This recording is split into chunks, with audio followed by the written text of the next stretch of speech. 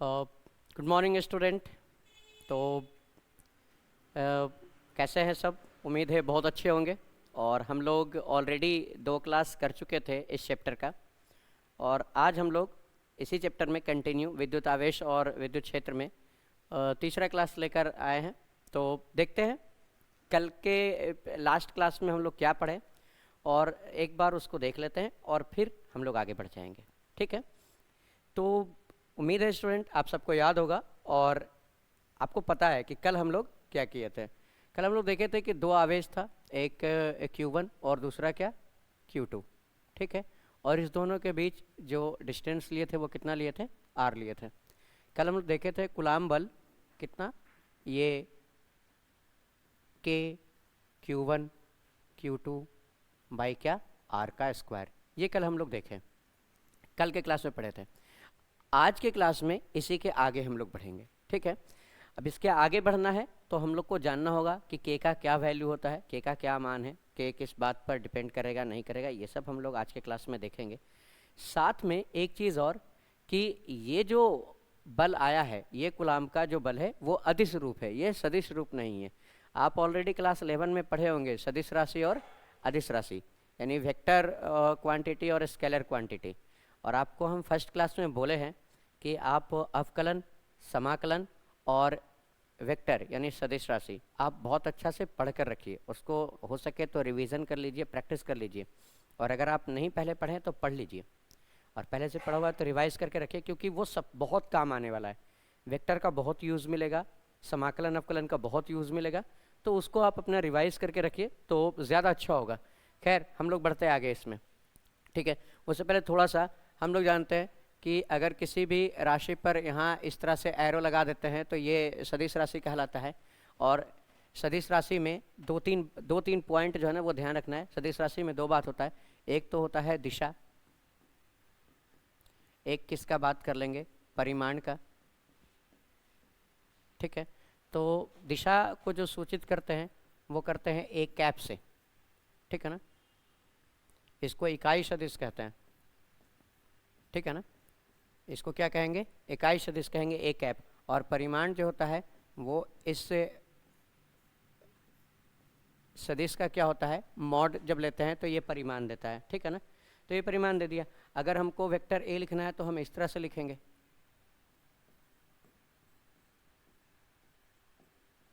A cap, इस तरह से।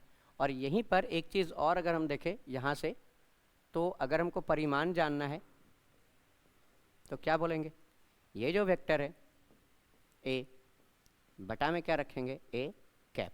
ये बात ध्यान रखिएगा, ये बड़ा इंपॉर्टेंट है, ये चीज़ अभी यहाँ यूज़ होगा। ठीक है ना? तो इसको देख लीजिए। और ये आपका वेक्टर वाले चैप्टर में पढ़ने के लिए था क्लास 11 में। फिर से आपको बोल रहे हैं, अगर आप वेक्टर नहीं पढ़े हैं तो आप रिवाइज कर ले। अगर रिवाइज नहीं करते हैं, अगर उसको आप नहीं पढ़ते हैं, उसको नहीं देख रहे हैं, आपको वेक्टर नहीं आ रहा है, तो फिजिक्स में आपको आगे जाकर प्रॉब्लम होगा, फिर उसके लिए जिम्मेदार आप होंगे। ठीक है ना? इसलिए बेहतर है कि आप पढ़ कर रखें वेक्टर को, आप ये टॉपिक दिमाग में रखें, इसको, इसके सारे कंसेप्ट को आप सीख लें, बहुत ज़रूरी है ये। ठीक है ना? खैर हम बढ़ते इधर, और इसमें हम लोग सबसे पहले इसके क्या देखेंगे, सदिश रूप को। अब इसके सदिश रूप को हम लोग देख लेते हैं, फिर हम लोग के बारे में जान लेंगे। ठीक है ना? तो वेक्टर का जो सदिश रूप होता है, ये कूलाम बल का जो सदिश रूप होता है, तो सबसे पहले तो यहाँ वेक्टर फॉर्म में इसको लिखेंगे। और फिर ये के है, कोई दिक्कत नहीं है, ये Q1 ये Q2, इसका भी परिमाण का बात करते हैं तो सिर्फ परिमाण ही लिया जाएगा, इसके प्रकृति से कोई लेना देना नहीं होता है, क्योंकि ऑलरेडी प्रकृति से डिसाइड बस इतना होगा कि ये आकर्षण का बल होगा या प्रतिकर्षण का होगा। अगर प्रकृति सेम है तो ये प्रतिकर्षी बल होगा, और अगर प्रकृति विपरीत है, अलग अलग प्रकृति का है, यानी पॉजिटिव और निगेटिव है, तो ये आकर्षी प्रकृति का होगा। ठीक है ना? अब आते हैं वेक्टर फॉर्म में। अगर हमको ये करना है तो हम यहाँ पर क्या करेंगे, इसको यहाँ पर लिख लिए आर स्क्वायर, और यहाँ पर हम क्या दिखाएंगे, इसका दिशा आर से। ठीक है ना? और जब दिशा दिखाएंगे आर कैप लिखेंगे, तो इस चीज़ को हम लोग यूज़ करेंगे। ये हो जाएगा के, यहाँ पर क्या है Q1, यहाँ पर क्या है Q2। ठीक? और यहाँ क्या हो जाएगा, आर स्क्वायर। इसी को हम लोग कैसे लिख सकते हैं, इसको लिख सकते हैं वेक्टर आर बाई क्या, एक मिनट, मॉड ऑफ आर। यहाँ पर एक और पॉइंट कर लीजिए कि अगर हमको ए कैप करना हो तो हम क्या लिखेंगे, वेक्टर ए बाई क्या, मॉड ऑफ ए, ठीक है ना। ये बात ध्यान रहे। तो ये उसी तरह से अगर हमको आर कैप देना है, इकाई सदिश देना है, यानी इकाई सदिश कुछ नहीं बताता है, जिसका परिमाण जो होता है वो एक होता है और वो सिर्फ दिशा बताने का काम करता है, ठीक है। तो यहाँ से दिशा लग गया, जैसे ही दिशा को दिखा दिए तो ये क्या हो गया, वेक्टर फॉर्म हो गया, सदिश रूप में आ गया। अब सदिश रूप में आया तो इसको इस तरह से हम लिख सकते हैं। और एक मिनट, सॉरी, है ना, यहाँ पर आर कर लिए, ठीक है, ये लिखे। अब एक चीज़ यहाँ पर देखें तो ये आर जो है वो तो परिणामी है ना। अगर हम इसको ऐसे लिख रहे हैं, ये इस तरह से लिख रहे हैं ऐसे, तो इसका मतलब ये क्या है, इसका मतलब है ये ए है, ठीक है, ये ए है। तो उसी तरह से इसको अगर हम चेंज करें तो हम क्या लिखेंगे, के Q1 Q2 बाई आर का स्क्वायर, ठीक है। और यहाँ क्या हो जाएगा, वेक्टर आर बाई क्या, आर, ये आर और ये आर क्या हो जाएगा, मल्टीप्लाई हो जाएगा, ठीक है ना। और यहाँ फाइनल आपका जो रहेगा वेक्टर फॉर्म में कूलम्ब बल वो रहेगा के Q1 Q2 भाई आर का क्यूब, और यहाँ क्या रहेगा, वेक्टर आर। तो ये आप ध्यान रखिएगा, ठीक है ना, ये इसका सदिश रूप हो गया। ठीक है स्टूडेंट, उम्मीद है इसमें किसी तरह का कोई प्रॉब्लम नहीं होगा। हम लोग फिर से इसको देख लेते हैं। कल के क्लास में हम लोग पढ़े थे दो आवेश के बीच में कूलम्ब बल लगता है, और ये कूलम्ब बल जो है वो दोनों आवेश के गुणनफल के समानुपाती होता है और दूरी के वर्ग के व्युत्क्रमानुपाती होता है, ठीक है ना। और समानुपाती का चिन्ह हटाते हैं तो एक नियतांक आता है के, समानुपातिक नियतांक होता है ये, इसके बारे में हम लोग आगे बात करेंगे, ठीक। और यही जो कूलम्ब बल निकाले हैं ये अदिश रूप में है, और कूलम्ब बल का ये सदिश रूप हो गया जहाँ पर हम लोग दिशा को दिखाते हैं, ठीक है ना। जब वेक्टर फॉर्म में लिखते हैं तो फिर वहाँ पर दिशा देखते हैं। अब दिशा किसके अलोंग होगा, जो दूरी है इसी के अलोंग तो है। कल ही तो हम लोग पढ़े थे कि मिलाने वाली रेखा के अनुदिश होता है, तो फिर इसी के अनुदिश हमको दिशा भी देखना होगा, इसलिए आर है तो आर कैप के रूप में दिशा को लिया गया है, ठीक है ना। जब आर कैप है तो अगर हम देखें वेक्टर को, तो वेक्टर क्या होता है, परिमाण और दिशा का क्या होता है, गुणनफल होता है। अगर दिशा को देखें तो ए कैप ले रहे हैं, परिमाण क्या है, मॉड ऑफ ए है, और मॉड ऑफ ए क्या होगा ये, और अगर ए कैप हम देख रहे हैं तो वेक्टर ए बाई क्या होगा, मॉड ऑफ ए होगा। उसी तरीक़ा से आर कैप अगर हमको लिखना है तो हम vector R by mod of क्या लिखेंगे, आर लिखेंगे, और मॉड ऑफ आर को हम आर लिख सकते हैं। ये आर और ये आर मल्टीप्लाई हो जाएगा और ये क्या हो जाएगा, आर का क्यूब हो जाएगा। तो ये कूलम्ब बल का सदिश रूप है और ये कूलम्ब बल का क्या है, अदिश रूप है।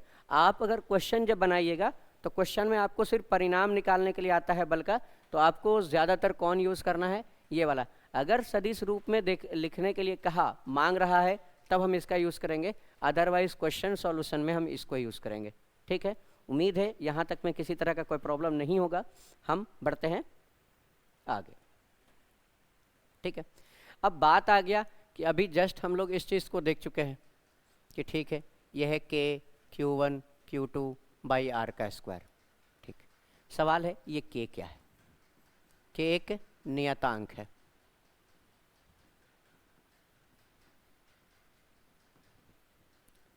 और यह किस बात पर निर्भर करता है, यह आवेशों के मध्य माध्यम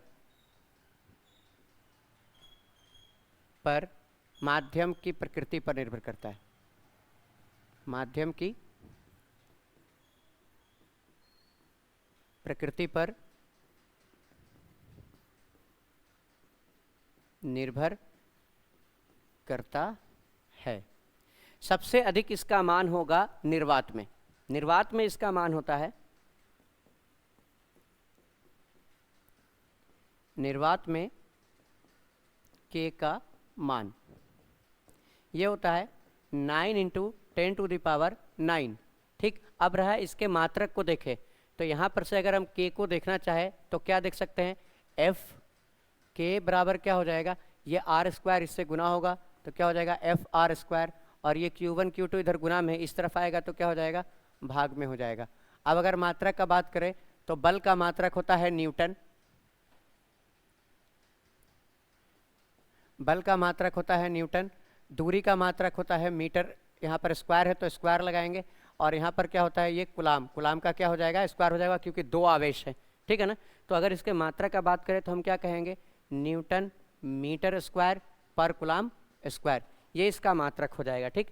तो ये के का मान होता है निर्वात में, ये बात ध्यान रखिएगा, निर्वात में इसका मान अधिकतम होता है, लेकिन जैसे जैसे माध्यम बदलते जाएगा इसका मान परिवर्तित होते जाएगा। क्यों? क्योंकि के का मान दो आवेश जो रखे हैं उसके मध्य, यानी जिस माध्यम में आवेश को रखे हैं उस माध्यम की प्रकृति पर निर्भर करता है, ठीक, ये बात ध्यान रखिएगा। और अधिकतम मान कहाँ होता है, निर्वात में, और ये मान कितना है 9 × 10⁹ न्यूटन मीटर स्क्वायर पर कुलाम स्क्वायर, ठीक, ये चीज़ है। अब आते हैं के की विमाएं।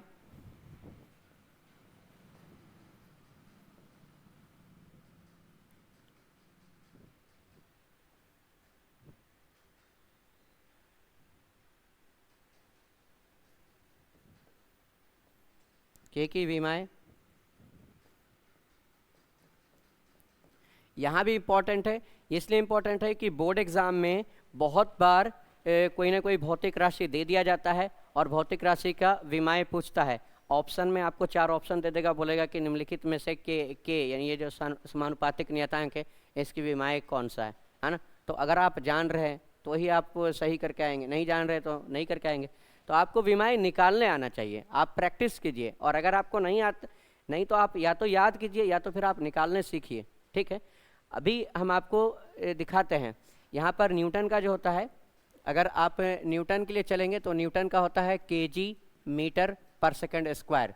अगर आप मीटर इसका तो मीटर का तो मीटर ही है, और कुलाम का देखिएगा तो कुलाम क्या होता है, कुलाम होता है एम्पियर सेकंड, ये होता है। इसका विमा हम आपको पहले बता चुके हैं कि एम्पियर का एम्पियर होता है और सेकंड का क्या होता है टी, और केजी है तो केजी का होता है एम, मीटर का होता है एल, और सेकंड का क्या होता है टी स्क्वायर। तो यहाँ तो टी स्क्वायर है तो टी स्क्वायर हो जाएगा, यहाँ कुलाम स्क्वायर है तो इसको भी क्या करेंगे स्क्वायर करेंगे, तो ये भी क्या हो जाएगा स्क्वायर में आएगा, ठीक। तो अब हम इसको यहाँ पर से यूज़ करते हैं, यहाँ रखते हैं। तो विमाएं अगर देखें तो इसके लिए न्यूटन के लिए क्या हो जाएगा एम एल टी, ये ऊपर जब जाएगा तो ये किस में आ जाएगा माइनस में, ये आ गया न्यूटन का। उसके बाद है मीटर स्क्वायर, तो मीटर स्क्वायर है तो ये क्या हो जाएगा एल का स्क्वायर। उसके बाद है नीचे यहाँ कुलाम का स्क्वायर था, कुलाम का क्या है ए का स्क्वायर और टी का स्क्वायर, ये हो जाएगा। अब इसको हम लोग क्या करेंगे चेंज करेंगे, है ना। जब चेंज करेंगे तो क्या आएगा m1 एल, एक यहाँ है और 2 यहाँ है, तो एल कितना हो गया 3,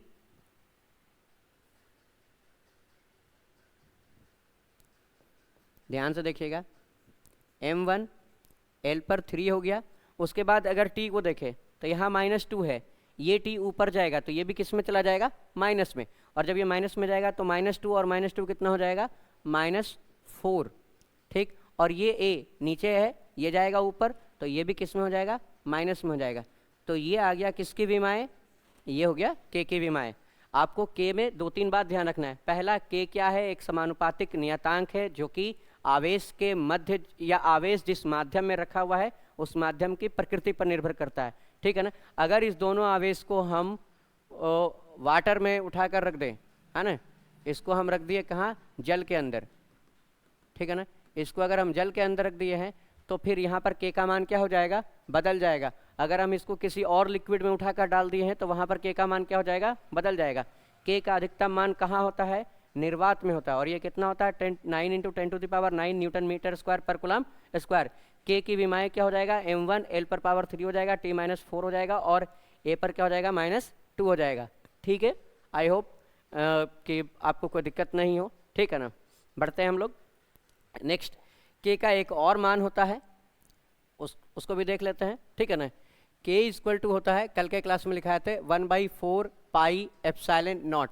ये एप्सिलॉन नॉट जो होता है, एप्सिलॉन लिया जाता है, अलग अलग माध्यम के लिए अलग अलग बात करेंगे, यहाँ पर बात किसके लिए हो रहा है निर्वात के लिए हो रहा है, ठीक है ना। और एप्सिलॉन नॉट का जो मान होता है वो होता है 8.85 × 10⁻⁻12। अब रहा बात की मात्रक, तो हम लोग अभी इसका मात्रक देखते हैं कि किस तरह से निकालना है। सबसे पहले एप्सिलॉन नॉट को अगर देखें तो एप्सिलॉन नॉट अगर इधर लेकर के चले आते हैं तो इधर क्या हो जाएगा 1/4 पाई क्या के, और के का मात्रक आपको पता है, के का मात्रक है अगर यहीं पर देखें सिर्फ मात्रक का बात करें तो यहाँ है न्यूटन मीटर स्क्वायर और क्या पर कूलम स्क्वायर। अब ये सी कहाँ चला जाएगा ऊपर, तो ऊपर जाएगा तो यहाँ मात्रक फाइनली क्या बनेगा कूलम स्क्वायर न्यूटन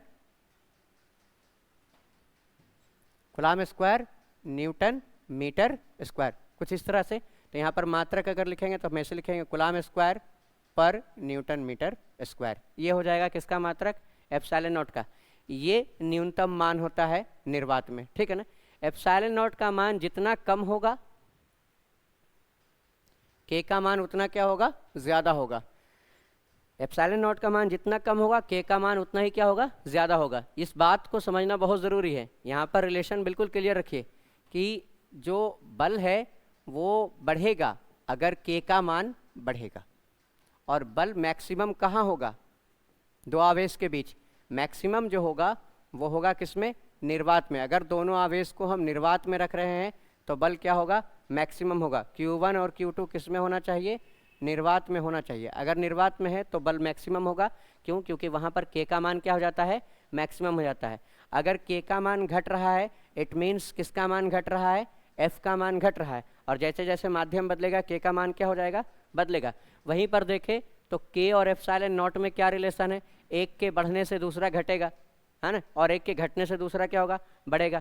तो यहीं पर हम एक चीज़ और देखें कि इसको थोड़ा सा हम ये कर लेते हैं कि के का मान इंक्रीज हो रहा है तो एफ का मान भी इंक्रीज होगा, और इसी टाइम में किसका मान घटेगा एप्सिलॉन का मान क्या होगा घटेगा, ठीक है। ये बात ध्यान रखिएगा। और इस केस में एप्सिलॉन का मान क्या हो जाएगा बढ़ जाएगा। निर्वात में एप्सिलॉन का मान जो होता है वो मिनिमम होता है, बहुत बहुत बहुत कम, सबसे कम निर्वात में होता है, और सबसे अधिक अलग अलग माध्यम जब देखा जाएगा तो उसमें देखेंगे हम लोग कि कैसे चेंज होता है। बाद में इसके लिए स्पेशल हम लोग एक क्लास करेंगे जहाँ पर हम लोग जो है ना वो ये वैद्युतशीलता को बहुत डिटेल से देखेंगे, उस पर क्वेश्चन भी प्रैक्टिस करेंगे और इसके संबंध को भी देखेंगे कि किसी माध्यम में कितना गुना बल कम हो जाएगा, है ना। उस चीज़ को हम लोग एक स्पेशल क्लास में देखेंगे, ठीक है। तो अभी ये बात ध्यान रखिएगा। यहाँ पर भी अब इसका क्या देख लेते हैं, मात्रक देख चुके हैं, विमाएँ देख लेते हैं।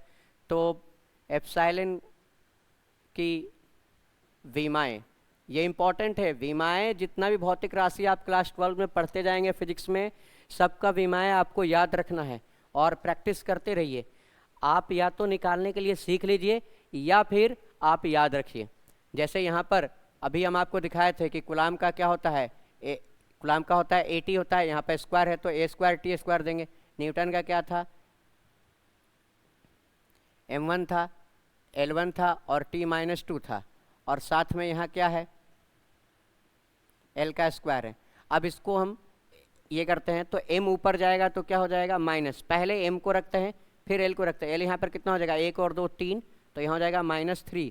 T कितना हो जाएगा, जब ये ऊपर जाएगा तो प्लस में हो जाएगा, तो T पर पावर कितना हो जाएगा प्लस में 4 रहेगा, और A का क्या है स्क्वायर है।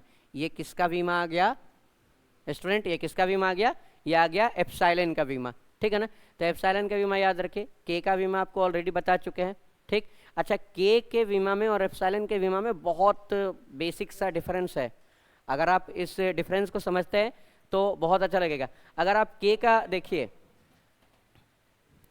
अगर आप के का देखिए तो M पॉजिटिव है, L पॉजिटिव है, T पर निगेटिव है और A पर निगेटिव है। पावर देख सकते हैं 1 3 -4 और -2 है। और अगर आप इसका देखिए तो M निगेटिव है, L निगेटिव है। के वाला में क्या था M1 था, L3 था, T-4 था और A-2 था। ये के लिए था, है ना, ये के लिए था। बस एक दूसरे का अपोजिट है, पावर सेम है, पॉजिटिव वाला निगेटिव हो गया और निगेटिव वाला क्या हो गया है पॉजिटिव हो गया। तो याद रखना आसान होगा, ठीक है ना। आई होप आपको समझ में आया हो। हम लोग बढ़ जाते हैं आगे, ठीक। अब हम लोग देखेंगे कि बल और दूरी के बीच किस तरह का संबंध है, और उस संबंध को हम लोग ग्राफ से समझने की कोशिश करेंगे। कुछ देर पहले ही हम लोग ये पढ़े हैं कि F = K Q1 Q2 by क्या R का स्क्वायर, ठीक। अब यहाँ से हम लोग ये कहाँ से आया था, तो ये आया था इससे, अब एक बात एकदम क्लियर है कि अगर दूरी दो आवेश के बीच आधा कर दिया जाए तो बल 4 गुना बढ़ जाएगा, और अगर दूरी दुगुना कर दिया जाए तो बल 4 गुना क्या हो जाएगा, घट जाएगा। आप भी इस बात को समझ सकते हैं, है ना। कोई एग्जाम्पल लेकर के भी आप चेक कर सकते हैं। आर का मान आप डबल कर दीजिए, तो डबल करेंगे तो यहाँ कितना हो जाएगा, 2 का स्क्वायर 4, तो 4 टाइम बल क्या हो जाएगा, छोटा। और अगर आर का मान हम आधा कर दें यानी 1/2, तो 1/2 का स्क्वायर क्या होगा, 1/4, 4 जाएगा ऊपर, यानी ये 4 टाइम क्या हो जाएगा, इंक्रीज कर जाएगा। ये बात एकदम ध्यान में रखिएगा, ठीक है ना, कि आर को अगर हम दोगुना कर दें, आर को दोगुना कर दें तो बल क्या हो जाएगा, 1/4 टाइम, है ना, कम 1/4 टाइम हो जाएगा।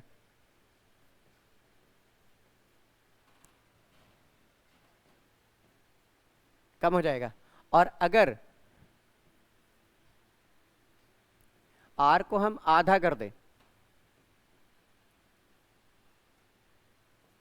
अगर हम आधा कर रहे हैं तो बल क्या हो जाएगा, 4 टाइम क्या हो जाएगा,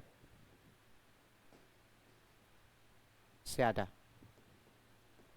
4 गुना बढ़ जाएगा, ठीक है ना। ये बात समझते हैं आप, आर का मान रख कर करके चेक कर सकते हैं। यहाँ पर आर की जगह पर एक बार 1 रख लीजिए और फिर देखिए क्या आता है, और आर की जगह पर एक बार 2 रख लीजिए, देखिए चेंज आता है। और एक बार आर की जगह पर आप 1/2 रख लीजिए, एक बार 1 रखिए, आर बराबर 1 पर एफ को चेक कर लीजिए कि एफ क्या होता है, आर बराबर 2 पर चेक कर लीजिए एफ क्या होता है, और आर बराबर 1/2 पर चेक कर लीजिए। आपको हर जगह एफ का मान क्या हो जाएगा, बदल जाएगा, ठीक है ना, वो आप चेक कर सकते हैं। ठीक, यहाँ पर एफ को चेक कर लीजिए, यहाँ पर एफ को चेक कर लीजिए, हर केस में एफ क्या हो जाएगा, बदलेगा, और वही होगा, ठीक है ना। तो अब देख लेते हैं कि ग्राफ से इस चीज़ को समझते हैं कि क्या होने वाला है। जब भी इस तरह का आपको आए किसी भी फंक्शन में, जैसे यहाँ पर आ जाए y, और y जो है ना वो आपका ये इस तरह से आ जाए कि x से इस तरह से संबंध हो, तो बड़ा सिंपल है, आप यहाँ ऐसे ग्राफ बनाए, ये आपका x एक्सिस होगा, ये आपका क्या होगा, y एक्सिस होगा, ठीक है ना। और उसके बाद इसके बीच का जो ग्राफ होगा वो इस तरह से बनाएंगे, ठीक है ना, इस तरह से। आप भी जानते हैं, इसको समझने के लिए आपको ध्यान देना होगा। यहाँ दीजिए, अगर r का मान हम 0 कर दें,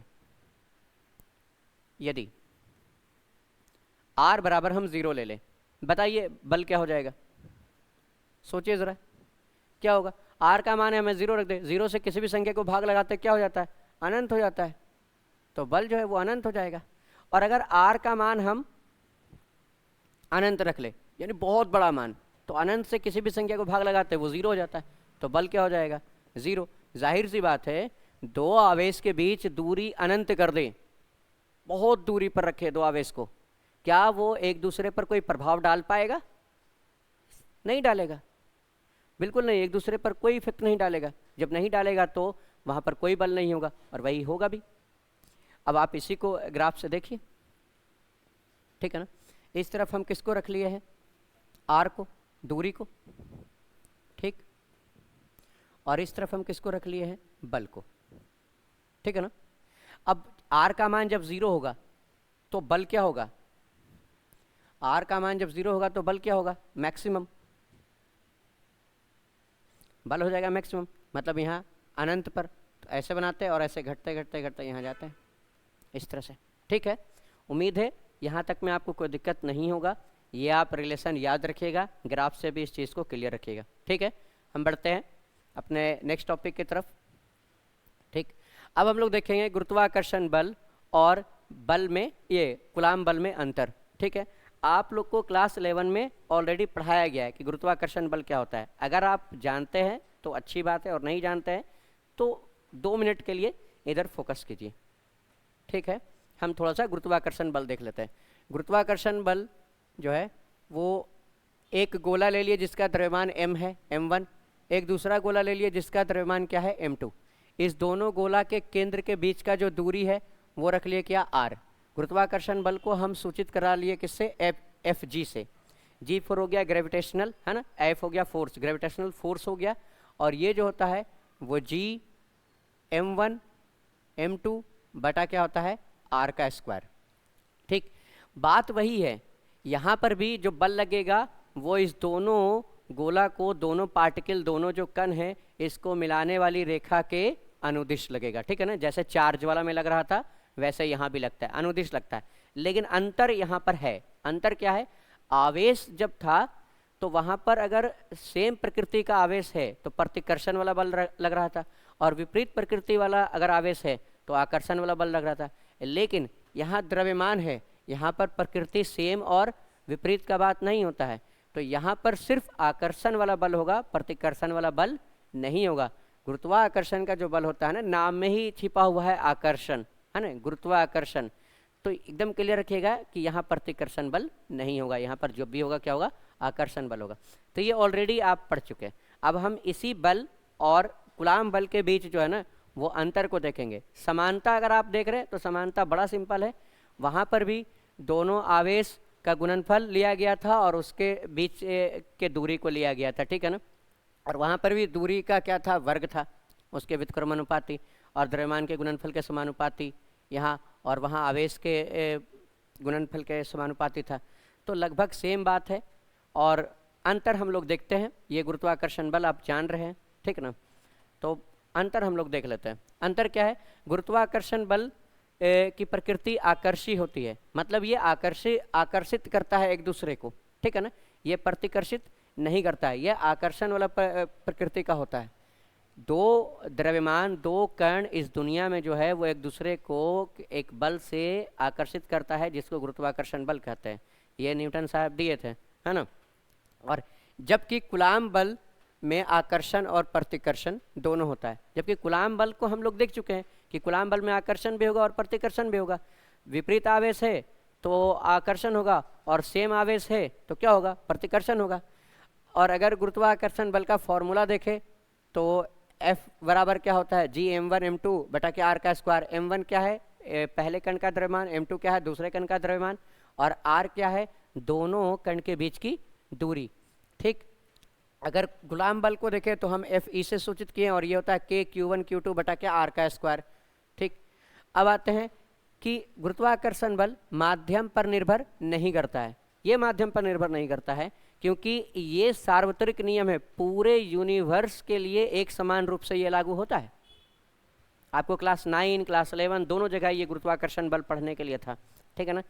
तो पूरे यूनिवर्स के लिए, पूरे ब्रह्मांड में कहीं पर भी हम दो कण उठा रहे हैं तो उस दोनों कण के बीच जो बल लगने वाला है वहाँ कोई भी माध्यम हो, इस बात से कोई फर्क नहीं पड़ता है। इसका मतलब क्या हो गया कि ये माध्यम पर निर्भर नहीं करता है। जबकि अगर हम देखें कूलाम बल माध्यम की प्रकृति पर निर्भर करता है। कुछ देर पहले हम लोग देख रहे थे कि के का मान माध्यम के हिसाब से क्या हो जाता है? बदल जाता है। अलग अलग माध्यम के लिए के का मान अलग अलग, और के का मान बदलेगा तो जाहिर सी बात है किसका मान बदल जाएगा? बल का मान बदल जाएगा, ठीक है ना। तो उम्मीद है आपको ये दोनों में अंतर क्लियर हो गया होगा। यह आकर्षण प्रकृति का होता है, यह आकर्षण और प्रतिकर्षण दोनों प्रकृति का होता है। इसका फॉर्मूला आप देख सकते हैं और इसका आप देख लीजिए, ठीक है ना। और यहाँ ये माध्यम पर निर्भर नहीं करता है, जबकि ये माध्यम की प्रकृति पर निर्भर करता है, ठीक। बढ़ते हैं हम लोग।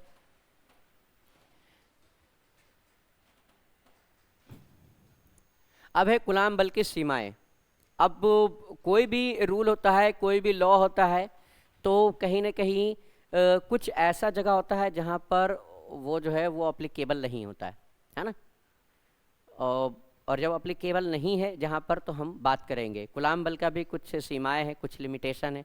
देखिए सीमाएं को बहुत अच्छा समझ लिए। सीमाएं का मतलब ये नहीं है कि उसमें कमी है। सीमाएं का मतलब ये है कि कुछ जगह पर ये लागू नहीं होने वाला, कुछ जगह पर ये नियम जो है ना वो मान्य नहीं होता है, ये सर्वमान्य नहीं है, ठीक है ना।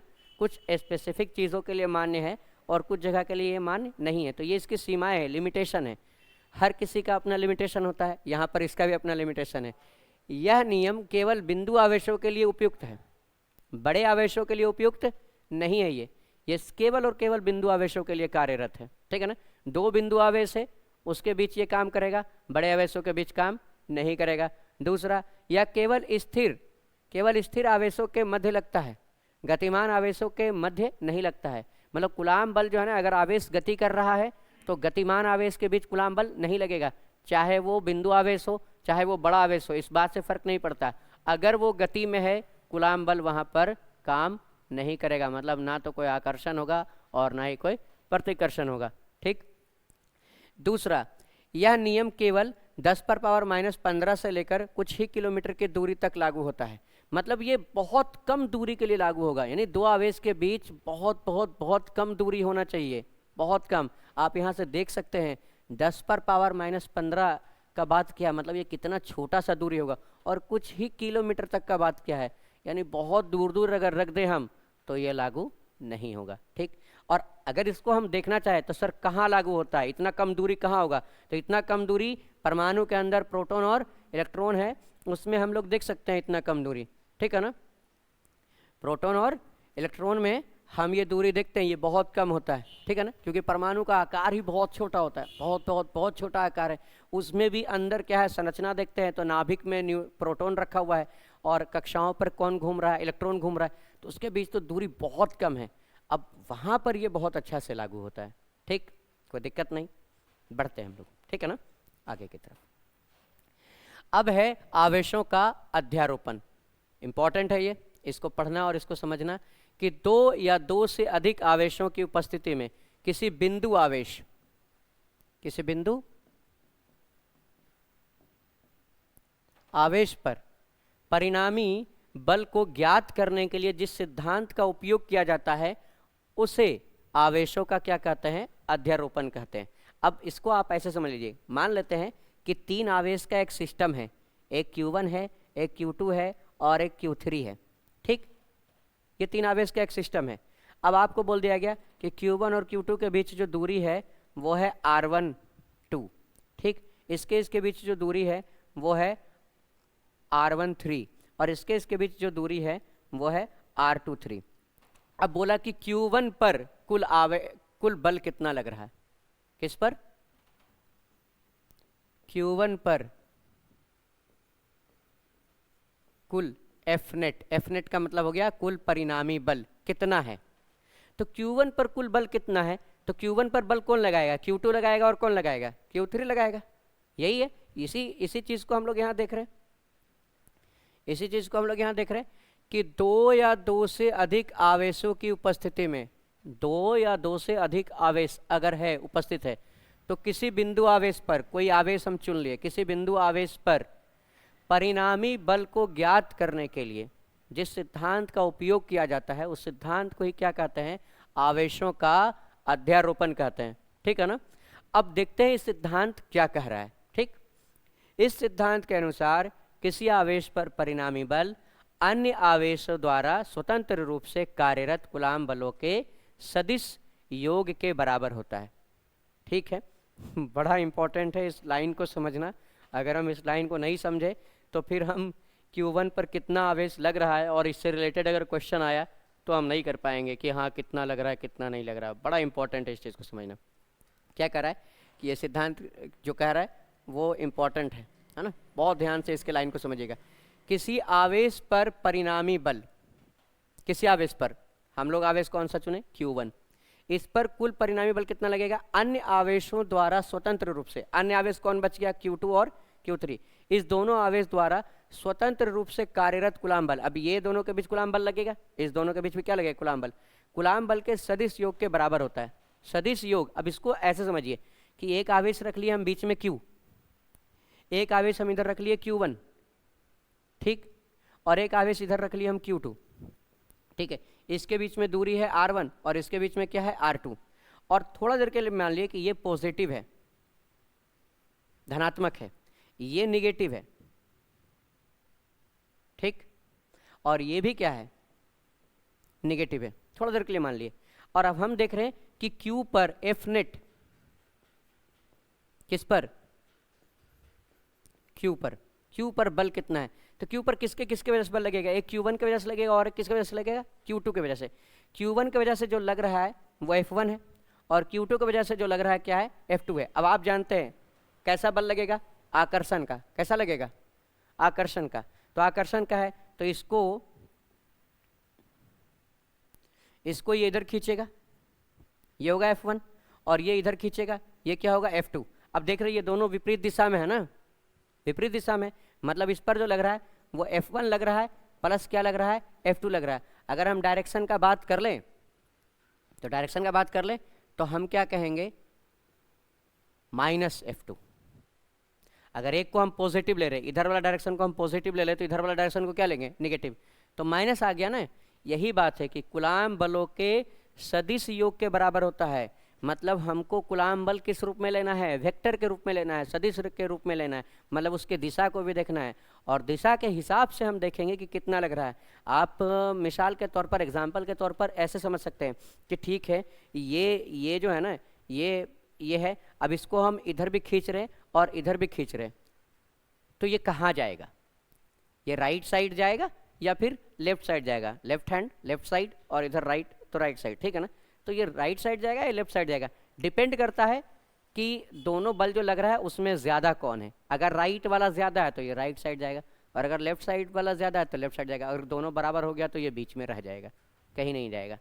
तो इसका मतलब क्या है, दोनों बल को जोड़ रहे हैं, लेकिन एक को पॉजिटिव ले रहे हैं तो दूसरे को नेगेटिव ले रहे हैं, ओवरऑल दोनों का परिणाम ही देख रहे हैं। अगर इधर हम 10 न्यूटन लगाए और इधर हम 8 न्यूटन लगाए तो ओवरऑल इस पर कितना न्यूटन बल लग रहा है, 2 न्यूटन। फिर समझिएगा, ये जो पेन आप देख रहे हैं, इस पेन पर हम राइट साइड 10 न्यूटन का बल लगाए, 10 न्यूटन का बल इस तरफ, ठीक है ना, और इस साइड हम लगाए 8 न्यूटन का बल, तो इस पर टोटल बल कितना लगा।